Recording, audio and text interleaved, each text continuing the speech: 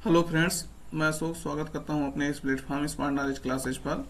उम्मीद करता हूं आप सब लोग अच्छे होंगे, अपने पढ़ाई और अपने परिवार का ध्यान अच्छे से रख रहे होंगे। आज आप लोग को 16 जुलाई के करंट अफेयर्स बताएंगे, जिसमें आप लोग को महत्वपूर्ण क्वेश्चन लेकर आए हैं जो आपके एग्जाम के लिए काफ़ी इम्पोर्टेंट होगा। तो वीडियो लास्ट तक देखिएगा और लाइक शेयर एंड सब्सक्राइब कर लीजिएगा, इसे अपने दोस्तों तक भी पहुंचा दीजिएगा। तो आज आप लोग को मोटिवेशनल कोट के साथ स्टार्ट करते हैं आज के लेक्चर को। ये कितना अच्छा बात कहा गया है कि हार और जीत के फैसले का इंतजार ना करो। हार और जीत के फैसले का इंतजार ना करो, कुछ पल के सुकून को स्वीकार ना करो। जब तक नशा है जुनून है कुछ कर गुजरो, बेवजह कीमती वक्त को बेकार ना करो। तो स्टूडेंट के लिए खास करके बहुत जरूरी बात कही गई है कि हार और जीत के फैसले का इंतजार ना करो, और उसके बाद कुछ पल के सुकून के लिए, जो थोड़े पल के सुकून के लिए, जो आप लोग को लगता है कि अभी ये सुकून मिल रहा है, अभी ये काम नहीं करेंगे, जो आपको आपको कुछ समय के लिए सुकून दे रहा है उस काम को करते हैं, उसको स्वीकार ना करो, क्योंकि ये लॉन्ग टाइम के लिए जो सुकून मिलता है उसे स्वीकार करो। और जब तक नशा है जुनून है कुछ कर गुजरने का, या कर गुजरो। जब तक नशा है, अभी ये उम्र है करने का, जब आप बूढ़े हो जाएंगे, उम्र ज्यादा हो जाएगा, जिम्मेदारियां और बढ़ जाएंगी, तो ये जुनून नहीं रहेगा आपको कुछ करने का। तो इसीलिए बेवजह कीमती वक्त को बेकार ना करो कहा गया। तो स्टूडेंट के लिए खास करके जरूरी है जो इधर उधर समय बर्बाद करते रहते हैं, उसके बाद थोड़े से सुकून के लिए कि आज नहीं पढ़ेंगे, आज नहीं होगा, आज ये मन कर रहा है, आज ये हो नहीं कर रहा, करने का मन कर रहा है, तो ऐसा मत करिए। आप अपने भविष्य के साथ खिलवाड़ कर रहे हैं। तो वीडियो अपने दोस्तों तक भी पहुंचाइए, क्योंकि इसमें बहुत अच्छे अच्छे क्वेश्चन जो है डाले गए हैं जो आपके एग्जाम के लिए काफी इम्पोर्टेंट होगा। तो विकल्प पहला क्वेश्चन देखिएगा कि हाल ही में विंबलडन ओपन 2024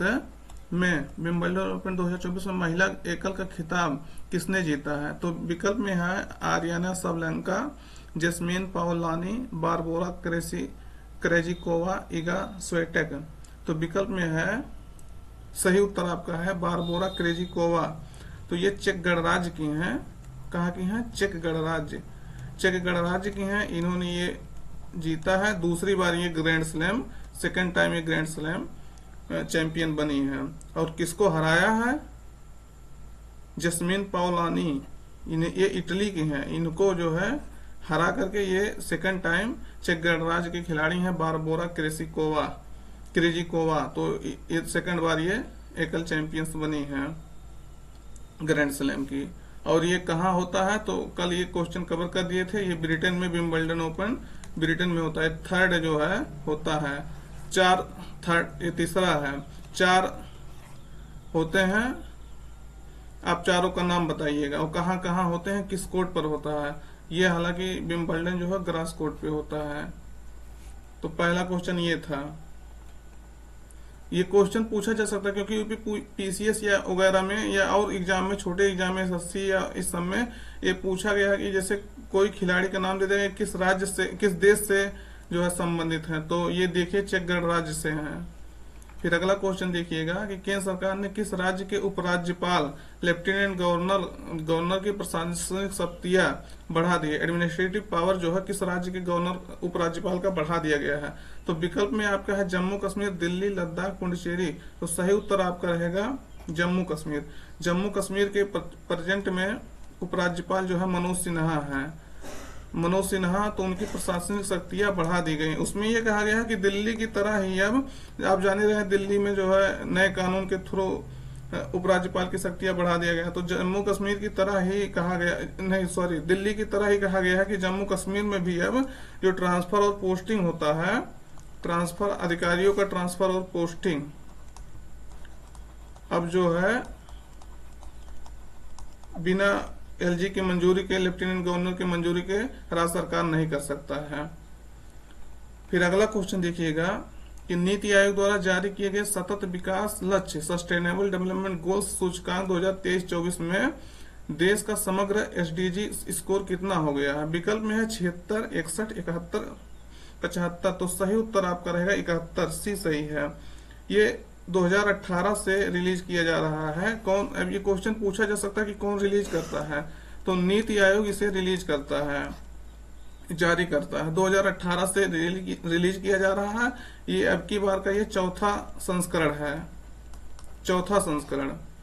उसके बाद ये देखेंगे कि पिछली वर्ष जो है 2000 तीसरा संस्करण में 2020-21 में देश का समग्र सूचकांक में स्थान 66 था और अब की बार 71 हो गया है। ये 0 से 100 तक का स्कोर दिया जाता है। इसमें जैसे जैसे बढ़ते जाएंगे 0 से 100 की तरफ, वैसे स्कोर अच्छा सुधरता जाता है। और शीर्ष राज्य देखेंगे तो शीर्ष राज्य में आपका उत्तराखंड, यूके है, और केरल दोनों जो है 79 अंक पा करके फर्स्ट स्थान पे बने हुए हैं, शीर्ष स्थान पर। और सबसे नीचे देखेंगे तो बिहार है। आप कमेंट करके बिहार का स्कोर बताइएगा। जो क्वेश्चन पूछते हैं वो बता दिया करिए कमेंट बॉक्स में, जिससे आपको, आप जाएंगे तो थोड़ा सर्च करेंगे, दूसरे नंबर ये क्वेश्चन आपको जल्दी भूलेगा नहीं जो बता देंगे। फिर अगला क्वेश्चन देखिएगा कि हाल ही में किस राज्य ने मुख्यमंत्री शहरी आवास योजना और आईटी सक्षम युवा योजना 2024 शुरू किया है? तो विकल्प में है उत्तर प्रदेश, कर्नाटक, हरियाणा, महाराष्ट्र। तो सही उत्तर आपका रहेगा हरियाणा। हरियाणा सरकार ने ईडब्ल्यूएस के लिए, इकोनॉमिकली वीकर सेक्शन के लिए ये मुख्यमंत्री शहरी आवास योजना लॉन्च किए हैं, जिनका वार्षिक आय, एनुअल इनकम जो होता है 1.80 लाख से या लाख रुपये या उससे कम है, तो उनको जो है ये इस योजना का लाभ मिलेगा। तो जिस राज्य में जो है चुनाव होने वाले रहते हैं या मतलब होने वाले रहते हैं, वहां जो है बहुत ज्यादा इस टाइप के स्कीम निकाले जाते हैं, तो हरियाणा है। फिर अगला क्वेश्चन देखिएगा कि सही उत्तर का चयन कीजिए। विश्व युवा और कौशल दिवस 15 जुलाई को मनाया जाता है। ये कोट वाला क्वेश्चन है, थोड़ा स्टैंडर्ड लेवल पे जाकर के बनाया गया है। फिर अगला क्वेश्चन, अगला विकल्प में इस वर्ष का, इसका थीम है शांति और विकास के लिए युवा कौशल। 2015 से लगातार इस तीसरा है, इस दिवस को मनाया जाता है। तो सही उत्तर आपका कौन सा है? सही उत्तर आपका देखेंगे, ये अभी कल ही बताया गया था कि 15 जुलाई को विश्व युवा और कौशल दिवस मनाया जाता है, और ये भी बताया था कि शांति और विकास के लिए युवा कौशल इस वर्ष का इसका थीम है, और 2015 से लगातार इस दिवस को मनाया जाता है। तो ये भी सही है। तो तीनों विकल्प सही हैं। यूनाइटेड नेशन जनरल असेंबली 2014 में, नवंबर 2014 में इसे का घोषणा किया था, और 2015 से 15 जुलाई 2015 से इसे लगातार मनाया जाता है। इस वर्ष का इसका थीम है वही जो बता दिए, youth skill for peace and development, शांति और विकास के लिए युवा कौशल।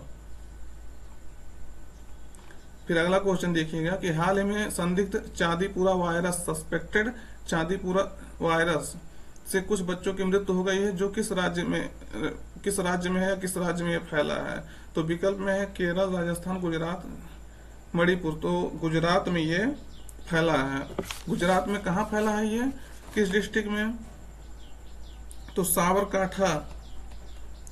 साबरकांठा में लगभग 4 बच्चों की मृत्यु हो गई है, इसलिए ये काफी न्यूज में भी चल रहा था। तो इसका क्या देखेंगे, इसके लक्षण है आपके बुखार, फ्लू के जैसे सिम्टम हो जाएंगे आपका। उसके बाद ये फैलता कैसे है ये वायरस? तो देखेंगे वेक्टर जो आपका फैलाने वाला है, मच्छर है, टिक है, टिक्स, सैंड फ्लाई, ये आपके वेक्टर हैं जो इससे फैलते हैं। फिर अगला क्वेश्चन देखिएगा 7वां, कि हाल ही में पूर्वी भारत का पहला दिव्यांग विश्वविद्यालय किस राज्य में खोलने की घोषणा की है? तो विकल्प में है पश्चिम बंगाल, असम, झारखंड, उड़ीसा। तो सही उत्तर आपका रहेगा झारखंड। झारखंड में भी अगले कुछ महीने में इलेक्शन होने वाले हैं, तो वहां की भी सरकार जो है काफी न्यूज में था। हेमंत सोरेन फिर से मुख्यमंत्री का शपथ लिए हैं, तो निश्चित रूप से वहां की न्यूज को भी देखते रहिएगा। और झारखंड की राजधानी जाने रहे रांची है, यहाँ का हाई कोर्ट कहाँ है ये बताइएगा। फिर अगला क्वेश्चन देखिएगा, खर्ची पूजा फेस्टिवल किस राज्य में मनाया जाता है? तो आप देखेंगे विकल्प में त्रिपुरा, मणिपुर, केरल, सिक्किम। सही उत्तर आपका रहेगा त्रिपुरा। त्रिपुरा में ये मनाया जाता है। ये 14 देवताओं का त्योहार भी इन्हें कहा जाता है। 14 देवताओं का त्योहार और ये है शुक्ल अष्टमी के दिन मनाया जाता है, जुलाई अगस्त के महीने में। आषाढ़ का जो होता है, आषाढ़ के चंद्र महीने के 8वें दिन, 8वें दिन ये मनाया जाता है। फिर अगला क्वेश्चन देखिएगा कि हाल ही में चर्चा में रहा बिलीगिरी रंगनाथ स्वामी टेम्पल टाइगर रिजर्व किस राज्य में स्थित है। तो ये टाइगर रिजर्व वगैरह जो भी पूछा जाता है कभी भी आपके क्वेश्चन में, एग्जाम में, तो वो वही पूछा जाता है जो किसी कारण से न्यूज में रहा है। तो ये अभी हाल ही में न्यूज में था, तो किस राज्य में स्थित है? कर्नाटक, छत्तीसगढ़, तमिलनाडु, केरल। तो सही उत्तर आपका रहेगा कर्नाटक। अभी यहाँ जो है एक फीमेल एलिफेंट डेथ पाई गई है, जिसके कारण से ये काफी न्यूज में था। तो कहाँ है? ये कर्नाटक में है। जो भी टाइगर रिजर्व हो गया, नेशनल पार्क हो गया, ये सबसे जितने भी क्वेश्चन पूछे जाते हैं वो किसी न किसी कारण से न्यूज में रहता है, तभी वहां से क्वेश्चन बनता है। फिर कुछ इंपॉर्टेंट क्वेश्चन और देख लीजिएगा, जो कल का है और आज का भी इसमें कुछ जोड़े गए हैं। कि फिनलैंड ने रूस में कौन ऐसा पूछा जा सकता है कि कौन सा देश ऐसा करने वाला देश बन गया। तो फिनलैंड ने रूस से आने वाले शरणार्थियों पर रोक लगाने के लिए कानून पारित कर दिया है। तो पूछा जा सकता है कौन सा देश ऐसा किया है, तो फिनलैंड ऐसा किया है। फिर अगला क्वेश्चन देखिएगा कि यूपी में, उत्तर प्रदेश में गोरखपुर और बरेली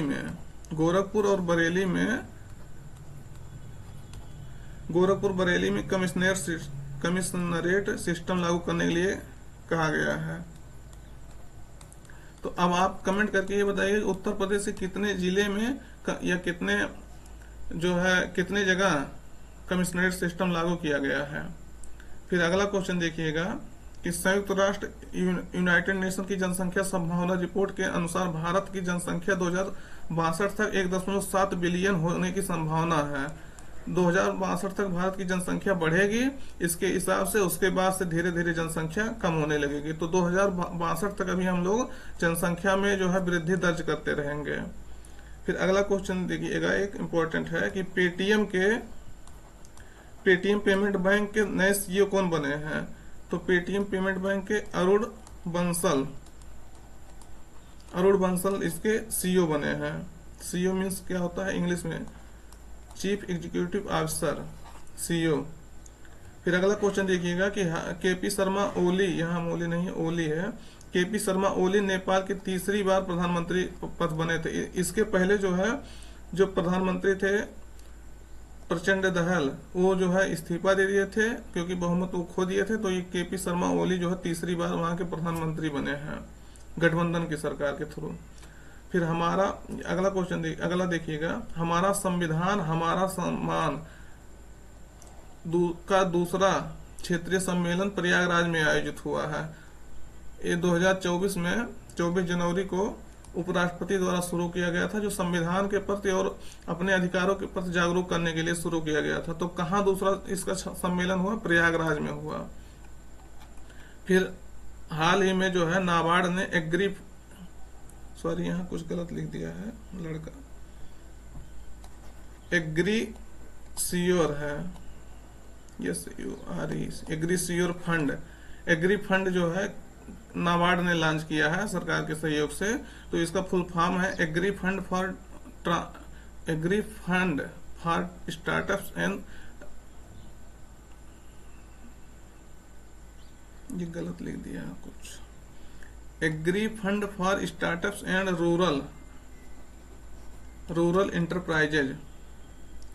तो कौन लॉन्च किया है पूछा जा सकता है। ये 7,000 करोड़ का फंड लॉन्च किया है, लगभग 7,000। तो कौन लॉन्च किया है? नाबार्ड ने। एग्रीसियोर फंड, ये गलती हो गया थोड़ा, इसको देख लीजिएगा, एग्रीसियोर फंड है। तो agri fund for startups and rural enterprises. तो आज का यहीं तक करंट अफेयर्स है। आप अपने दोस्तों तक बिल्कुल इसको पहुंचा दीजिएगा। Thank you.